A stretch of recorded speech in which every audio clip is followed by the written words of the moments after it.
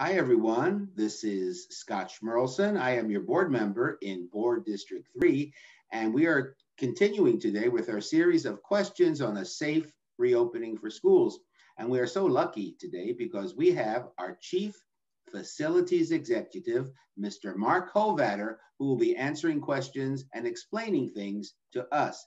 So, first of all, thank you, Mr. Hovatter, for joining us. I am so happy that you're here. So, Mark, we hear from parents that they are worried about bathrooms.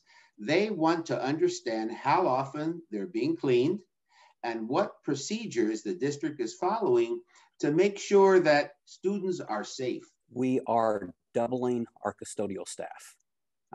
The half that was already there will continue to do the cleaning, but the new people that are coming in will do nothing but disinfect. They will continuously disinfect. Every surface that gets touched by a lot of people, they're going to be out applying disinfectant and wiping it down, including the bathrooms.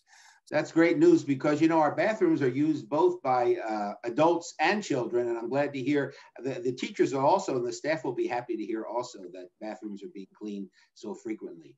Let me ask another subject that parents talk about. What about recess, Mark? How will recess be handled? Will all the kids run out together screaming? Well, how's it going to work? One of the most important aspects of trying to keep people safe is to keep them in small groups so they only come in contact with the minimum number of people that they have to. So yes, we will have recess. We'll have it outside. And we will, unfortunately for the students who want to see their other friends, they can see them from a distance. We're only going to let the kids play with their classmates, so we're keeping the same group together. In the event that someone should show some signs of being sick, or we learn that they've been exposed to a grandmother or someone, then it's a minimum number of people that we now have to isolate because we've kept them in small groups. So we're going to eat in small groups, we're going to play in small groups, we're going to learn in small groups in the classrooms. Good news, good news. Speaking about eating that you brought up, parents are also worried about lunch. So how will lunch be served, do you know? Yes, when we've got students that are just going to be there for half a day, then we'll give them their lunch to go and they could go home and eat it there. But we're obviously going to have some students, the older students, and even students that might participate in our aftercare programs that'll be there for longer periods. We're only going to let them eat outside. We're not going to let them eat inside. And we're going to make sure that we get the maximum space of separation, and they're going to eat in the same groups that they studied and played with.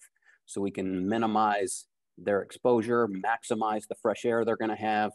You've obviously have to take your mask off to eat. So that means we have to be even more cautious than we are in a classroom, get more separation, more fresh air, and continue to stay in the same group. Well, besides eating, we need to drink also. So tell me about the drinking fountains, the drinking station. That's been a challenge because obviously drinking water is a goal that we have to keep people healthy. And we've done a lot of focus on drinking tap water because it's safe and not using those plastic disposable waters. But for this situation, it's an extreme situation. It means we're going to step back a little bit and we're actually going to provide plastic bottles. We're going to encourage everyone to bring their own water from home.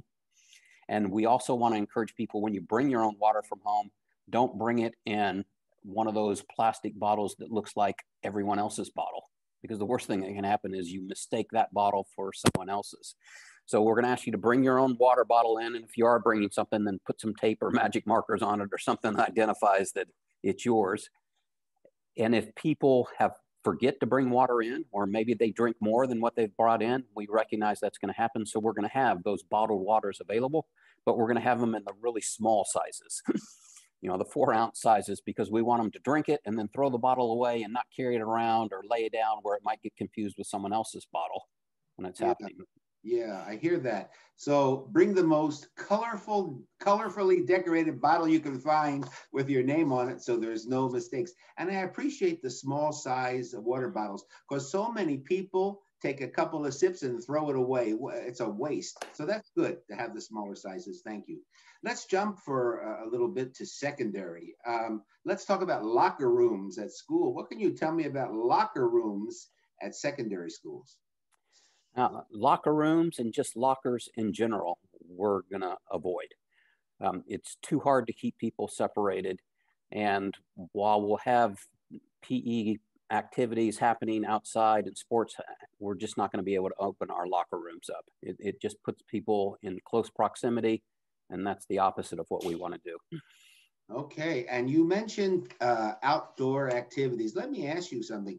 Many parents on my Facebook chats are talking about outdoor classroom, and they keep saying that, this is Southern California. We have nice weather. Why isn't PE outside? Can you talk to us about outdoor classrooms, Mark? I will. Outdoor classrooms from a PE perspective and just from a regular classroom environment perspective. PE needs to be outside. When you do PE, you're going to be breathing harder. That means you're going to be exhaling more air and you're going to be intaking more air. So we want to do that in an environment where there's the maximum of fresh air and the maximum of space we can have. So we are going to do PE, but it's going to be outdoors in an environment, and it's going to be with the same group that you normally participate with. Again, trying to minimize the number of people that you come in contact with, just in case one of us does get sick. Then there's going to be a minimum number of other people that we have to do precautions with. I hear. Yeah, I hear that. Thank you. For the outdoor classrooms, just a regular desk and learning environment, our classrooms are set up so if we maintain the 6 foot, we can get between 12 and 17 students in a classroom and still maintain that 6 foot spacing depending on the configuration of the classroom.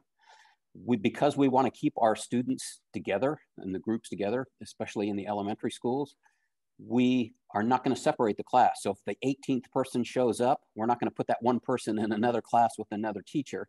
We're going to take the whole class and move it outside. We're going to bring in space. Yeah, we're going to bring tents, a larger space, more outdoor fresh air coming in, more separation, so the class will continue to. That's why it's so important when we put out these surveys that if people intend to come back, please let us know so we can make sure we have the preparations in advance. So we're ready for the class when that 19th person shows up and the class already knows they're going to be outside and we've already got the classroom ready for them. Oh, thank you so much for that information. I'm really confident now that our district knows what it's doing, and I'm so happy to have you at the helm of facilities that make sure that we're all safe. So thank you so much for answering these difficult questions. Thank you, Mark. Thank you. And this is a team effort, and every person in the school district is working together to make sure that we've got the safest possible environment.